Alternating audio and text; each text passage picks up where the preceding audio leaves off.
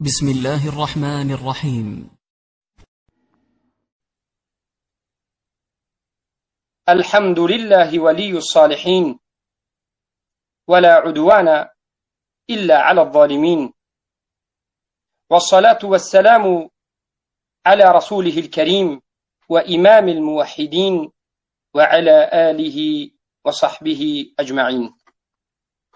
اما بعد، برادرانم و خواهران موحدم، این جواب دوم به حاجی میرزای طاغوت پرست است. اولا ما طالب علمان اهل سنت و الجماعت این انسان را به سوی توبه دعوت میکنیم. دعوتش میکنیم که حالا هم فرصت داری، حالا هم حیات به آخر به تو نرسیده، توبه بکن و به سوی الله بازگرد. به عهد و پیمانی که علما به این حفظ دین داده اند پابرجا باش. و اما در همون صحبت 46 دقیقه اش که در حق ابو محمد مدنی که بنده من هستم و ابو اسامه رحمه الله کرده، از همه سخن وزنین ترینش این بود که میگوید اینها یعنی ما درباری های سعودی هستند، اینها خاکالود هستند و رویشان خاک است و همچنین سخن بود. ما نیازی به این مثال گویم مردم بیگانه و مردمی که مثال یک خاکشپن یا اصلا یا یک نمید مثال بگیم که خاکشپ میگن اصلا، چون که همین امروز ما عربستان خودش یک خاکشپ مردم امریکایی یا هم همون سگای همون دربارن. اولا میگویم سبحانك هذا بهتان عظیم، الله پاک است و در حقیقت این یک بهتان عظیم و دروغ است. همه برادران و خواهران مسلمان میدانند که ما براءت خود را از همه حکومت‌های طاغوتی اعلان کرده ایم و ما طالب علمان اهل سنت و الجماعه، من ابو محمد مدنی و ابو اسامه رحمه الله طالب علمان آزاد هستیم. آزاد یعنی در اساس قرآن و سنت با فهم سلف صالح از صحابگان تابعین و تبع التابعین دین را آموختیم و با همین منهج به دیگران میرسانیم. به هیچ طاغوت سرخم نکردیم، لشکر یگان طاغوت هم نیستیم و یگان این حکومت ها را اعتراف هم نداریم. حکومت سعودی در نزد ما یک حکومت طاغوتی، یک حکومت غیر شرعی که همه این چیز را میدانند.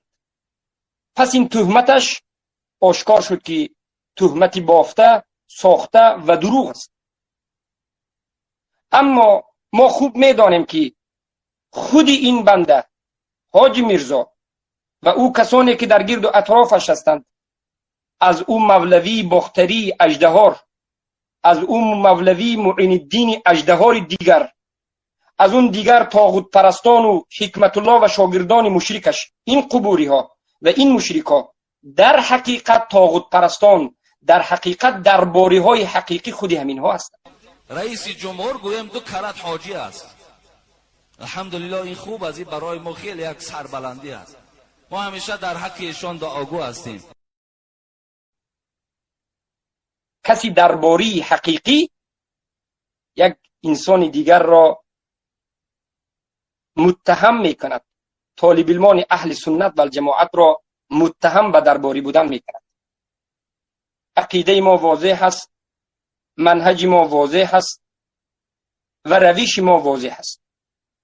مصدر ما قرآن است، سنت است با فهم سلف صالح.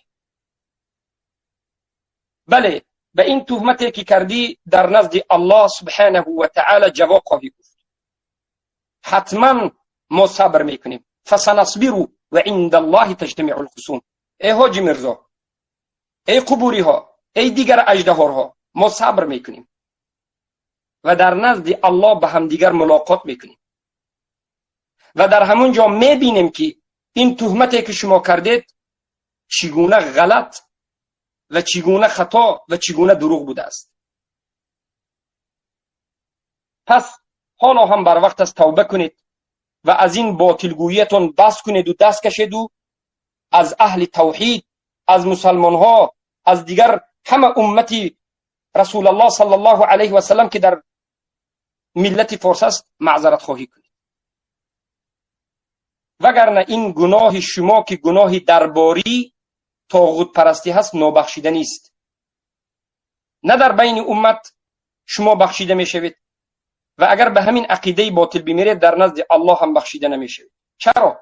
برای اینکه این کفر اکبر است. کفر اکبر را الله نمی بخشید. در سوره نساء آیه 48 الله می گوید اعوذ بالله من الشیطان الرجیم ان الله لا یغفر ان یشرک به و یغفر ما دون ذلك لمن یشاء. الله نمی بخشد همون کسانی که در حالت شرک توبه نکرده وفات کرده. علما میگن شرک اکبر و شرک اصغر و کفر اکبر. و در آیه دیگر الله میگه ان الذين ماتوا وهم كفار، آنهایی که وفات کردند در حالتی که کافر بودند، توبه نکردند و وفات کردند، جایشان ابدالابد جهنم است. الله آنها را نمیبخشد. سوال این است که درباری شدن به یک طاغوت، درباری شدن به همون حاکمی که به مسلمان ها می جنگد، قرآن را انکار می کند، سنت را انکار می کند، حکمش مطلقاً به حکم غیر الله است، آیا کفر است یا نیست؟ این سوال را شما مردم مسلمان تاجیکستان از این پیشواهای خود، از امامهای خود، از این شکمدمان و از این بزرگانتون بنام بزرگان، از این طاغوت‌ها، اژدهارها سوال کنید که آیا این دفاعی که شما این طاغوت‌ها را میکنید، طرفداری که میکنید، لیسالیسی که میکنید و این بردار و بزرگ شماریدن که میکنید، آیا همین کفر است یا نیست؟ آیا همین در اسلام وجود دارد و در کجای اسلام آمده؟ یک حجتی از قرآن و سنت بیارد که طرفدار شدن به یک حکومتی که کفری است و ضدیت کردن همچون لشکری طاغوت بشود و ضدیت به توحید کردن آیا کفر اکبر است یا نیست؟ به اجماع همه علما در اساس قرآن و سنت این کفر اکبر است. برای همین ما میگیم که اینها کافر شدن. از عقب اینها نماز خواندن باطل است. کسایی که از عقب حاجی میرزا نماز میخونن نمازتون باطل است. شما باید نمازاتون گشته بخونید. برای چی؟ برای آن که این شب و روز دفاع حکومت طاغوتی کفری میکند و این لشکری طاغوت شده، پس طاغوت پرست است. پس این حالا معنای لا اله الا الله را نمیدن. اینها لا اله الا الله گفتند و معناش را ندانستند و ملا شدند. ابو جهل چرا لا اله الا الله را قبول نکرد؟ ابو لهب چرا لا اله الا الله را قبول نکرد؟ برای اینکه ابو جهل و ابو لهب معنای لا اله الا الله را فهمید که این ضدیت کردن به طاغوت است، ترک کردن طاغوت است، دشمنی کردن به طاغوت است، جانبداری نکردن طاغوت است و دور شدن از طاغوت است و چنگ زدن به قرآن و سنت است. وقتی که مشرکین قریش این را فهمیدن قبول نکردند، کبر کرد، اینها را جهل از دین بیرون نکرد، کبر کرد. و اذا قیل لهم لا اله الا الله استكبرون. اما این پیشواهایی که امروز در تاجیکستان به مانند این بگویم میرزا و غیره وجود دارد، اینها جاهل به کلمه لا اله الا الله است. از ابو جهل و ابو لهب دیده جاهل‌تر است. معناش حالی نفهمیدن. سوال کنید ای مردم، شما بار سوال بکنید که ای میرزا، انا همین کلمه لا اله الا الله چند رکن دارد و چی معنا دارد؟ این بیچاره معنای لا اله الا الله را نمیداند. اگر معنای لا اله الا الله را میدانست هیچگاه سرش حتی بریده میشد، هجرت میکرد یا خاموش مینشست یا در بدرون حبس میدرآمد، اما جانبداری از طاغوت نمیکرد. این انسان از اول آدم طاغوت است، از اول از جانب طاغوت تعلیم گرفته و تا امروز خدمتش به طاغوت است. این حفظ کننده دین نیست، این حفظ کننده طاغوت است. ثبتش را گوش بکنید. از اول دفاع جناب عالی حکومتش، همون لشکرش و تا امروز، و حتی اینا لذت میبرند از این کارشون، لذت میبرند. اما این کفر صریح و بواح است، زیرا که این ایمان آوردن به طاغوت است. اولا طاغوت چیست؟ طاغوت کل ما عبد من دون الله و هو راض. محمد ابن عبدالوهاب میگن، ابن القیم الجوزی میگن کل ما تجاوز به العبد حده من معبود او متبوع او مطاع. هر چیزی که از حدش گذشته شود در اطاعت، در متابعت و در عبادت. یک انسانی که بیاید مطلقاً به حکم غیر الله حکم کند، حلال الله را حرام بگوید، به مانندی 4 زنه گرفتن در قانون حرام است. اگر شما را دستگیر کند، حتما شما همچون جنایتکار محبس میشوید یا پول بزرگی میدید به این حرام خورها. و یا حلال های الله را گفتیم، حرام الله را حلال بگوید.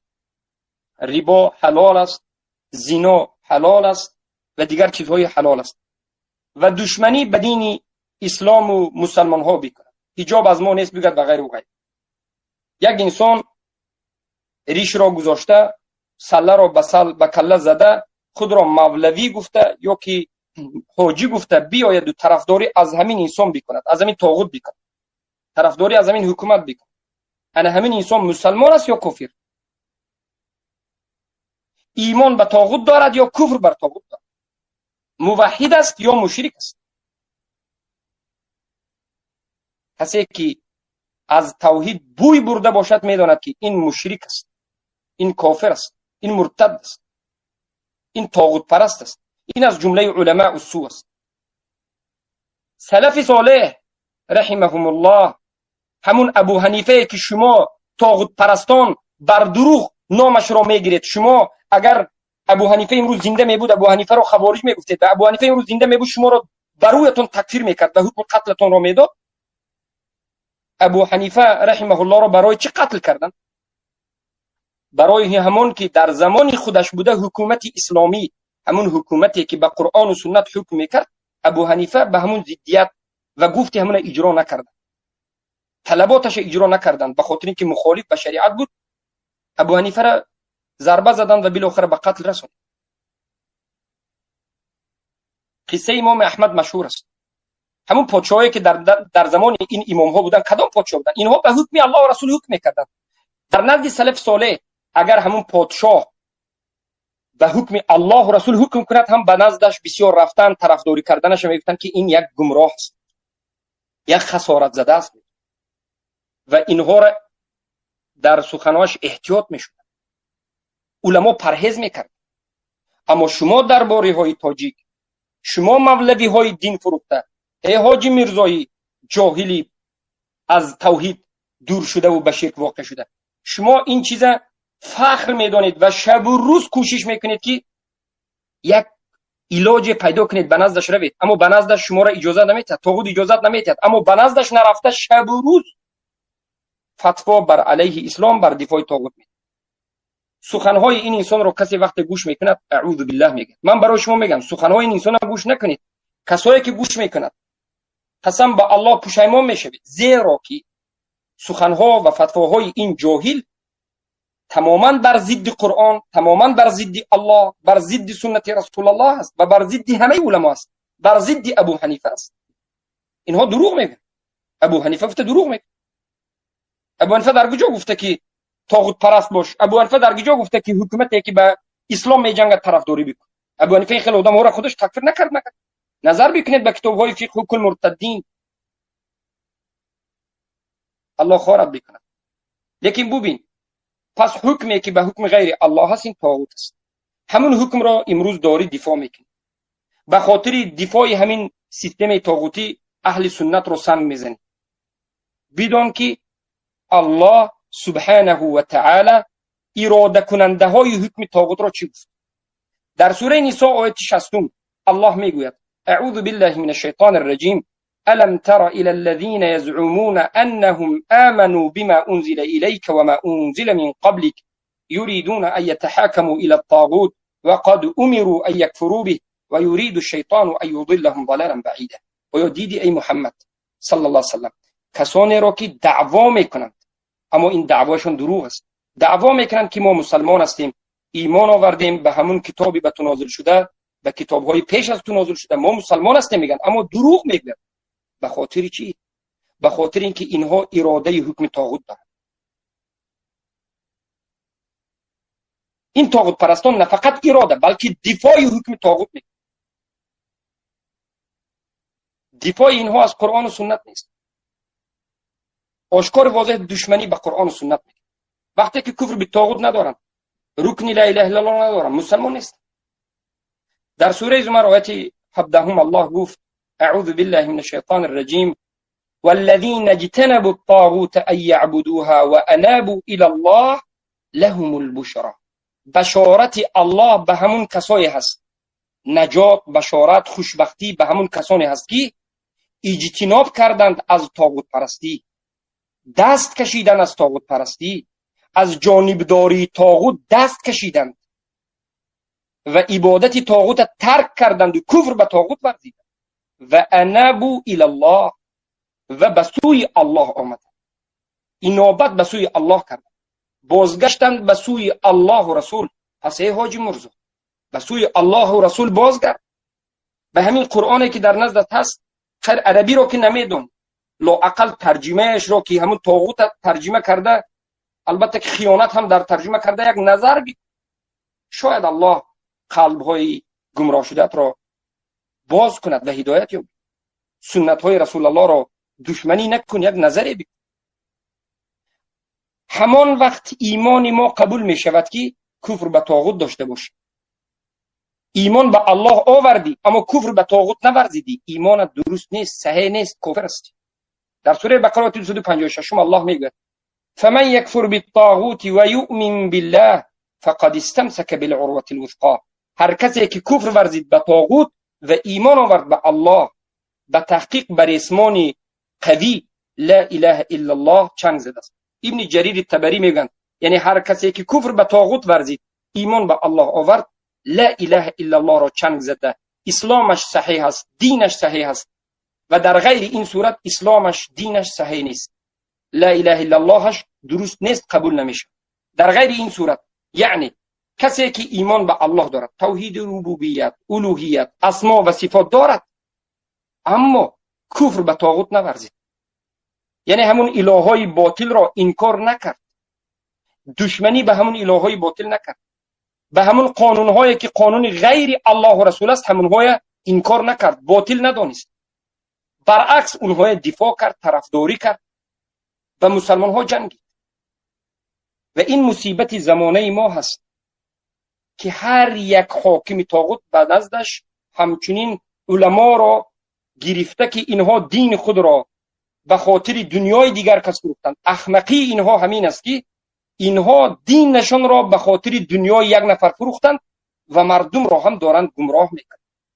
شب و روز ضد مردم صحبت میکنند، ضد دین مردم صحبت میکنند و باز میخواهند که هیچ کس در حق اونها صحبت نکنه.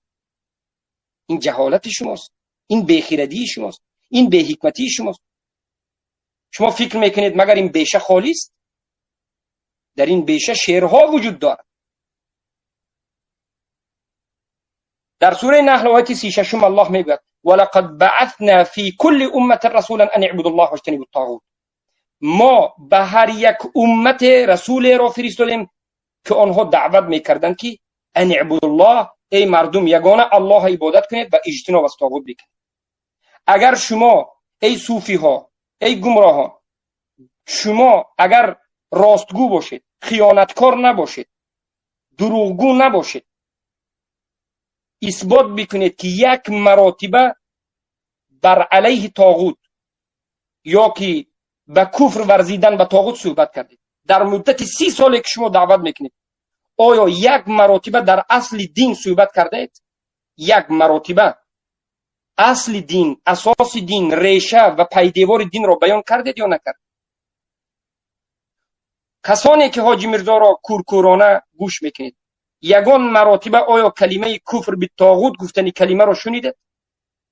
نشنیدید. برای چی؟ برای اینکه اینها خیانتکارن، اینها این کلمه را نمیگن، برای اینکه خودشان طاغوتن. اینها اگر بگویند که به طاغوت کفر ورزید، طاغوت ها انا این خیلند انا این خیلند بگویند، اولین طاغوت ها خودشان هستند که شما باید از زمین براءت. اینها خودشان طاغوت پرست بودند و هستند، اما خودشان هم به درجه طاغوتی رسیده که دیگر مردم گمراه میکنند. مردم بیچاره هم ندانسته یا دانسته گفته های اینها را قبول کرده، دین خود را فساد کرده، مشرک میشه. نظر بکنید امت هایی که پیش از شما گذشت، یهودی ها و نصرانی ها، علمای خود، پیشواهای خود، سخنهای باطلش را هم درست گفته، قبول کرده، به اونها طرفداری کرده، کافر مشرک شد. زیرا که این درست نیست که سخن باطلی کسی را درست بگویی و طرفداری بکنی. سوره توبه 33 را بخونید، ترجمهش را نظر بکنید، تفسیرش را نظر بکنید. الله میگه اتخذوا احبارهم و رهبانهم اربابا من دون الله. یک عده از مردم علما و پیشواهای خود به خود رب گرفتند. این علما به نام علمایند، اما علماء السوء، علماء الشیطان، علماء الطواغیت. اینها حرام الله را حلال، حلال الله را حرام، بزرگترین امر الله را انکار میکنند، بزرگترین نهی الله را که شرک است منتشر میکنند. یک عده باز پیروی از اینها میکنند، دفاع از اینها میکنند و این عده خودشان هم مشرک میشن. سبحان الله. پس انمین خودی حاجی میرزا و این علمای دیگری درباری هستند که اینها درباری اند، طاغوت پرستند، گمراهند و اینها به همون میثاق و عهد پیمان داده خود خیانت کردند، حق را نمیگویند، روپوش میکنند. مگر الله عهد نگرفت؟ و اذ اخذ الله میثاق الذین اوتوا الكتاب لتبیننه للناس ولا تکتمونه. همون زمانی که الله عهد گرفت از اون کسایی که به اونها کتاب داده شد، قرآن داده شد، به علما که حتما باید حق را، دین را بیان بکنید به مردم و پنهان نکنید. این برای شما است ای طاغوت پرستو که حق را بیان بکنید. و کسی که حق را بیان نمی کند و پنهان میکند، جانبی دین را نمیگیرد، جانبی موحدین را نمیگیرد، جانبی یکتا پرستی را نمیگیرد، جانبی طاغوت را میگیرد، بداند که این حق را پنهان کرده، بعد از نازل شدن قرآن پنهان کرده. اولئک یلعنهم الله و یلعنهم اللاعنون. این خیلی را الله لعنت کرده و لعنت کننده ها لعنت کرده. خیلی که قرطبی دیروز گفتیم بیان کردن که همه انسان ها، ملائکه ها، حشرات، حتی ماهی ها در درون بحرها علماء السوء، علمای طاغوت پرست را لعنت میکنند. بله علما سه هست، علماء ربانی هست. علمای یکم همون علمایی که علمای ربانی هستند، حق را میگویند و این حق قرآن و سنت است. حق انمین قرآن و سنت به فهمی صحابگان است. صادق ترین قول این قال الله است و قال الرسول است. علمای ربانی دین حقیقی را میرسانند، به خاطر کسی دین تغییر نمیدهند، کسی را دفاع نمیکنند مگرم همون کسی را که الله خواسته باشه. و دومین نمود علما، علمای سو هستند، علمای بد. اینها دجال هستند، اینها خیانتکار هستند، اینها طاغوت پرست هستند که در پیش دروازه های جهنم نشسته مردم را جماعت و به جماعت، توده و به توده به درون جهنم میبرند. همین علمای سو، علمای طاغوت پرستی که امروز در بین شما در تویستان هستند، همین نامش رو گرفته صحبت داریم. و سومین نمود علما، اینها هم علمای سو هستند، علمای جمهور هستند. اینها مردم نظر میکنند. اگر بسیاری مردم به طرف باطل رود، اینها هم آهسته به طرف باطل میرن. به خاطر چی؟ اینها فقط شهرت رو میخوان، مشهور شدن رو میخوان، مردم رو میخوان. مردم به کجای رود، اینها هم همراه مردم. الله خارشون بکند، الله خارشون بکند، تباهشون بکند که انا همین علمای طاغوت پرست باز در بالای این منبری که باید حق گفته شود زبان درازی میکند و باطل را منتشر میکند. بدانید که در حق این طاغوت پرست ها در حق این درباری ها خیلی سخنهای وزنین از جانب رسول الله آمده است. ابو داود در سننشان روایت میکنند، بیهقی هم در سننشان از ابو هریره رضی الله عنه ان النبي صلی الله علیه و سلم قال ومن اتى ابواب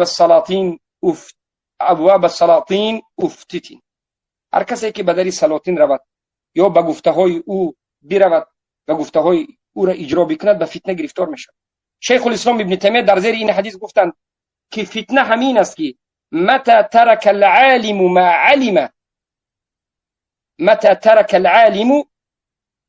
علم من القرآن والسنه. هر زمانی که عالم ترک کند چیزی آموخته اش را که از قرآن و سنت و از دین آموخت، اینا ترک بکند و تبع حکم الحاکم الذي يحكم بغیر ما انزل الله، و متابعت کند به حکم همین حاکمی که حکمش مخالف حکم الله است، کافر و مرتد میشه. این در حق کی است؟ چشم کشاید ببینید ای علما، شما در نزد الله عذر نداره. شما خودتون عالم میگید، یعنی علمتون بر شما حجت است. هر عالمی که علم خوندهش یک طرف گذارد، قرآن و سنت یک طرف گذارد و بعد از این پیروی از یک حاکم میکند که حکمش مخالف حکم الله است، کافر مرتد است. الله المستعان. پس میگویند که روایت کرده است ابن ماجه در سننش از ابو هریره رضی الله عنه که قال رسول الله صلی الله علیه و سلم ان ابغض القراء الى الله تعالی الذين يزورون الامراء. بدترین قراها، قرائت کننده ها در نزد الله سبحانه و تعالی همون انسان های هستند که امرا را، حاکم ها را زیارت میکنند. زیارت کردن، دفاع کردن و رضا شدن به یک طرف است. الله سبحانه و تعالی در قرآن میگه اعوذ بالله من الشیطان الرجیم احشروا الذين ظلموا وازواجهم. در روز قیامت حشر کنید، از قبرها بیرون کنید ظالم ها را و کسایی که به همین ظالم ها کمک میکنند. ازواجهم را علمای مفسر میگن که ای اعوانهم، کمک کننده هاش را. هر کسی که ظالم را کمک میکند به یک کلمش، به یک سخنش، به یک ذره از مالش، در روز قیامت همراهی همون میخیزد، در پهلوی همون میست. پس ای حاجی مرزا، تو آیا آماده هستی که در روز قیامت در پهلوی این طاغوت ها بیستی؟ در پهلوی لشکری طاغوت بیستی؟ همچون لشکری طاغوت بیستی؟ الله آشکار واضح گفته ایستاده است که احشروا الذين ظلموا وازواجهم ای و اعوانهم. حشر کنید، زنده بکنید همون کسانی که ظالم هستند و طرفدارای ظالم. امروز این دفاعی که تو میکنی از طاغوت ها، این دربارگی که میکنی، طاغوت پرستی که میکنی، آیا انا همین کمک کردن ظلم و شرک و کفر نیست؟ منتشر کردن فتنه در بین مردم نیست؟ از الله بترس، خیانت نکن ای خائن. دستکش، مردم تو رو دیگر شناختن، مردم همه تو رو شناختن. پس انکنون مردم تاجیک، ای کسایی که دعوای مسلمانی دارید، اختلاف ما رو انکنون فهمید که اختلاف ما با این جهلا چی است. ما حق را بیان میکنیم و میگوییم که حکم کردن به حکم غیر الله این شرک است و کفر است و همون حاکم کافر است. اینها میگن که نه، این حاکم بهترین است. ما میگوییم که کسی که دفاع از این طاغوت ها کنه این طاغوت پرست است، اینها میگن که نه. ما میگیم که دربار شدن این طاغوت پرست شدن و این گمراه شدن و کافر شدن است، اینها میگن که نه. پس ببینید در 46 دقیقه صحبت های را گفته یگان حجت از قرآن و سنت ندارم. من حالا درباره کفر بالطاغوت 6 آیت دیگر را میتوانم به شما خبر رسونم. درباره علمای بد میتوانم یک چند حدیث های دیگر را به شما ذکر بکنم. اما بدانید که این آیت ها و احادیث به همون کسان فایده میرساند که حق را میخواهد. کسی که حق را نمیخواهد این سخن ها باز به بالای گمراهیش دیگر گمراهی را زیاد. الله المستعان، الله المستعان. پس علما این میراثخوران رسول الله هستند. علما امین این امت، امنه های این امت هستند. علما نگهدارنده این امت از کفر و شرک هستند. اما این علما علمای ربانی هستند که این عمل دارند.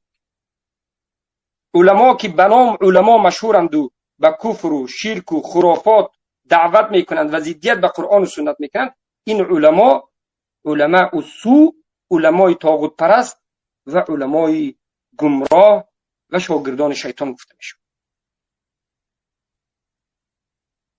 بارک الله فیک. پس اینها لشکران طاغوت است.